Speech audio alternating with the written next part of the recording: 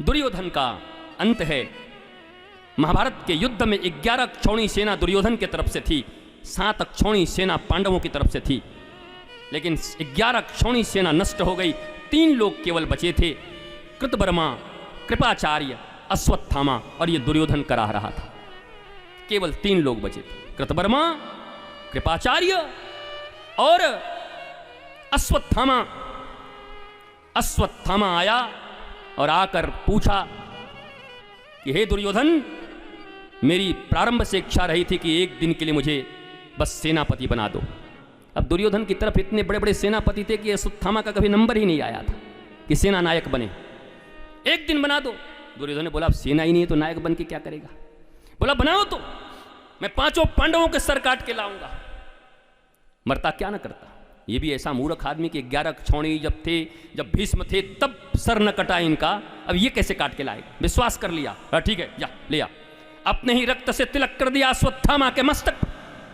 बताओ जिस विप्र के मस्तक पर तिलक लगनी चाहिए कुमकुम, रोली और चंदन का, उस पर दुष्ट के रक्त का तिलक लगेगा तो उसकी मति कहां बचेगी। उसकी मति भ्रष्ट हो गई, मति भ्रम हो गया। जाको प्रभु दारुण दुख दीन्हा, ताकि मति पहले हर लीन्हा। मति ही हर ली गई। ये गया रात में सोते हुए पांडव के 5 बालकों का सर काट के ले आया। दुर्वासा ऋषि ने दुर्योधन को श्राप दिया था कि जिस दिन तुझे हर्ष और शोक एक साथ होगा उसी दिन तू मरेगा, क्योंकि कपट करके दुर्वासा को भेजा था दुर्योधन ने वो साग खाने के लिए द्रौपदी के यहाँ, युधिष्ठिर के यहाँ। जब ये वनवास में थे तब भेजा था कि जाओ 10,000 शिष्यों के साथ जाकर के बोलना खिलाओ नहीं तो श्राप दे देंगे। दुर्वासा भी दुर्योधन के पक्ष में आ गए थे। आप कितने बड़े भी ऋषि रहो, संत रहो, अगर अधर्म के पक्ष में खड़े हो गए, दुष्टों के पक्ष में खड़े हो गए तो उसकी सजा आपको भी भोगनी पड़ती है। दुर्वासा को कपट के साथ भेजा। दुर्वासा समझ नहीं पाए थे इस बात को। जब समझे तो दुर्वासा ने कहा दुष्ट, तुमने मुझे कृष्ण के विरुद्ध खड़ा कर दिया, पांडवों के विरुद्ध खड़ा कर दिया कपट से। जा तेरी मृत्यु जिस दिन हर्ष और शोक एक साथ होगा उसी समय तू मर जाएगा। जब पांडवों के बच्चों के 5 कटे हुए सर ला करके दिखाया और दुर्योधन ने देखा तो एक बार तो उसको हर्ष हुआ। हर्ष इस बात का हुआ क्या 5 सर ले आया, वाह। और जब सर को देखा तो बोला ये तो उनके बच्चों का है, सोए हुए बच्चों का सर काट के ले आया। भीम का बच्चा भीम की तरह था, अर्जुन का बच्चा अर्जुन की तरह था, युधिष्ठिर का बच्चा युधिष्ठिर की तरह। 5 रात में सो रहे थे। याता ताई गया और सोए हुए बच्चों के सर काट के ले आया। आता ताई बधारहना, सोए हुए शस्त्र रहित और आंख मूंदे हुए की हत्या करना आता ताई की श्रेणी में आता है। पीठ पर वार करना आता ताई की श्रेणी में आता है। धर्म ऐसा कहता है। बोला आता ताई वध के काबिल होते। जब देखा उनको तो पहले खुश हो गया, वाह 5 काट के ले आया। बोला हाँ। जब हटाया पर्दा तो बोला हे भगवान, भतीजों को मार दिया। शोक हुआ, उसी समय उसके प्राण निकल गए। हर्ष और शोक एक साथ हुआ। पापी का अंत हुआ, विनाश हुआ अज्ञानी का। इधर द्रौपदी रोने लगी। पांडव कुल का अंतिम चिराग बुझ गया। और अब क्या करें। अर्जुन ने वहीं पर सौगंध लिया कि इसको लाकर इसके सर काट के इसके खून से तुझे स्नान कराऊंगा। द्रौपदी ने कहा ऐसे ही अब होगा। गए, जाकर पकड़ के लाया अश्वत्थामा को। अश्वत्थामा को पकड़ के बांध के लाया। मार तो रहे थे अर्जुन वहीं पर। 5 के 5 पुत्रों की हत्या कर दी हो जिसने सोते सोते। लेकिन जैसे ही क्रोध और फिर बाण को नीचे कर लिया। कृष्ण ने पूछा क्यों रुक गए, मारो क्यों रुक गए। अर्जुन ने कहा भगवान, मुझे इसके मुख के भीतर अपने गुरु का मुख दिखाई पड़ रहा है। मेरे गुरु का बेटा है। अर्जुन को गीता भगवान ने ऐसे ही नहीं सुनाया था। अर्जुन शब्द का अर्थ होता है रिजु, जो परम कारुणिक परम दयालु होता है, जिसका हृदय नवनीत के समान होता है, पिघल जाता है। अर्जुन देखने में कठोर लगते हैं पर अर्जुन से ऋजु कोई नहीं है। भागवत जी में लिखा है, राग करता अर्जुनो अभुत। उनसे बढ़िया राग गाने वाला कोई नहीं था, सुंदर राग गाते थे। महाराज आज रोक दिया, कहा मैं जब इसके भीतर देखता हूं तो मेरे गुरु का चेहरा नजर आता है, गुरुपुत्र है। भगवान ने गले लगा लिया, अर्जुन इसीलिए तो मैं तुझे प्रेम करता हूं, तेरे इसी स्वभाव के कारण, तेरे ऋजुता के कारण मैंने तुझे गीता का ज्ञान दिया है।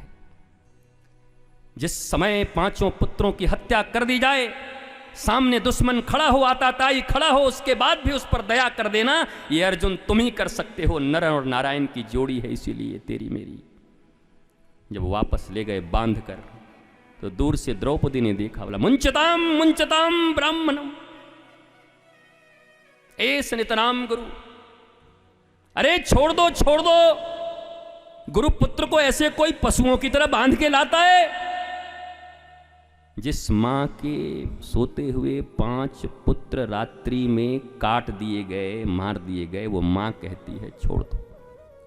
अरे अर्जुन, आपकी बुद्धि को क्या हो गया? जब कभी गुरुपुत्र आते थे तो आप अपने हाथों को ऐसे लगा देते थे, उनके चरण को नीचे नहीं जाने देते थे। भाला लेकर नकुल सहदेव तुम खड़े हो जाते थे, भीम तुम पंखा करते थे, युधिष्ठिर आप शंख बजाते थे। आज आपको हो क्या गया है? गुरुपुत्र के साथ ऐसे पशुओं की तरह व्यवहार कर रहे हो। द्रौपदी का अर्थ अमर कोश में खोजना, गूगल करना, अमर कोश में द्रौपदी का अर्थ क्या होता है। द्रौपदी ने कहा छोड़ दो इनको। भीम ने कहा नहीं, सजा तो मिलेगा, हम तो महात्मा हैं, हम तो शास्त्र जानते हैं जी। बोला काय को शास्त्र जानते हो? बोला आताताई बधा रहना, जो आताताई होता है उसका वध करना चाहिए। अब भगवान खड़े हैं केशव, बोला बिल्कुल ठीक, भीम भैया बिल्कुल ठीक, दादा ठीक कह रहे हैं, इसका वध होना चाहिए, आताताई बता रहना। तब तक युधिष्ठिर ने कहा अच्छा तो एक बात तो और है, ब्रह्मबंधुर न हंतव्य, गुरुपुत्र विप्र की हत्या नहीं होनी चाहिए। भगवान ने कहा बिल्कुल ठीक, युधिष्ठिर बिल्कुल ठीक कह रहे हैं। भीम ने कहा दोनों ठीक ही कह रहे हैं तो गलत कौन कह रहा है? तुम गलत कह रहे हो क्या? फिर आ गए अपनी पुरानी जगह पे। अरे तुम समाधान कर रहे हो कि शंका पैदा कर रहे हो? गोविंद करना क्या है? भगवान ने इशारा किया अर्जुन को। अश्वत्थामा के मस्तक में एक तिलक था, मणि जिसको कहते हैं, तलवार से उस मणि को निकाला। मणि का अर्थ यहां पर मति दिया गया है, विवेक। बोला तू विवेकहीन हो चुका है, अब मति तेरे पास नहीं रहेगी। ये चौपाई यहां फिट होती है, जाको प्रभु दारुण दुख दीना ताकि मति। कोई मणि नहीं निकाला, प्रभु ने मति निकाल ली। छोड़ो मणि फणी। कितने लोग मणि के चक्कर में पड़े, जिंदगी खराब हो गई इनकी। पाताल कोहड़ा, ब्रिटिश बोतल, हनुमानी पाई, कितनों की जिंदगी खराब हो गई बचपन से इसी में कि 1 करोड़ मिलेगा अगर ये पाताली कोहड़ा मिल गया तो। एक कहे कि जो बोतल में चावल पकड़ ले उसका 5 करोड़ मिलेगा। बोतल की जिंदगी बोतलानंद गिरधारी को होगी बेचारी की, पूरा जिंदगी खत्म हो गया इसका, कहीं कुछ नहीं मिला। महाराज मति छीन लिया भगवान ने, और जब मति मारी गई तो अब उत्तरा के गर्भ में पल रहे परीक्षित को उसने ब्रह्मास्त्र से मार दिया। और उत्तरा दौड़ी दौड़ी आई और श्री कृष्ण के चरणों में गिर गई। सास खड़ी थी द्रौपदी, ददिया सास खड़ी थी कुंती, ससुर खड़े थे, परिवार खड़ा था। कोई भी घर की बहू अगर उसके ऊपर कोई संकट आवे तो पहले सास के पास जावेगी, ससुर के पास जावेगी। ये तो द्वारिकाधीश हैं दूर के, पर उसने किसी को देखा नहीं। नारी नारी की बात नारी को ही करेगी। ऊपर से गर्भवती है, कोई बात हुई, तकलीफ हुई, दौड़ते हुए आई, पाही पाही,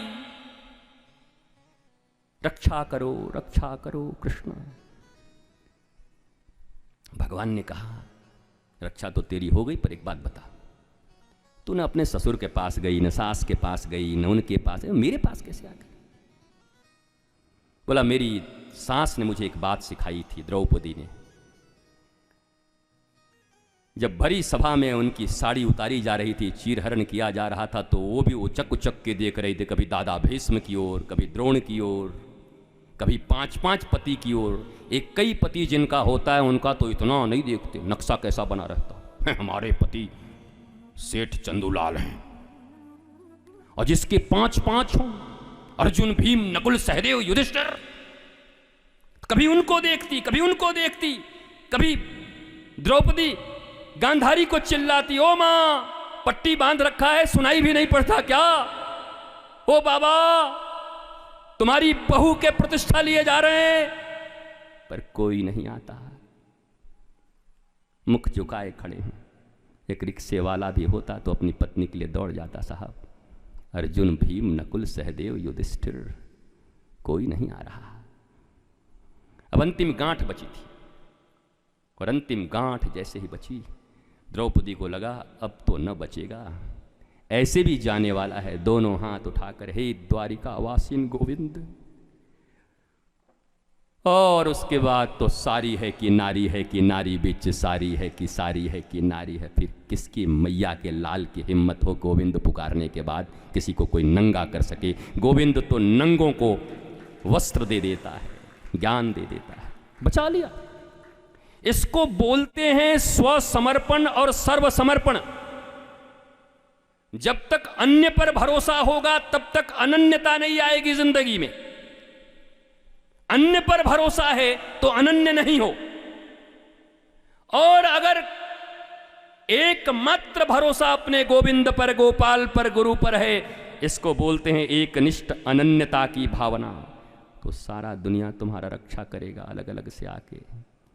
और इनको पीछे धकेल के सोचोगे कि बाकी लोग रक्षा करेंगे, तो गुरु गीता में भगवान शिव ने कह दिया है, और कबीर साहब ने भी कह दिया है, हरि रूठे गुरु ठौर है, पर गुरु रूठे नहीं कोई और नहीं कोई ठौर। हरि रूठे तो रूठे, गुरु ठौर है, मना लेगा गोविंद को जाकर, पर गुरु रूठे तो नहीं कोई और नहीं कोई ठौर।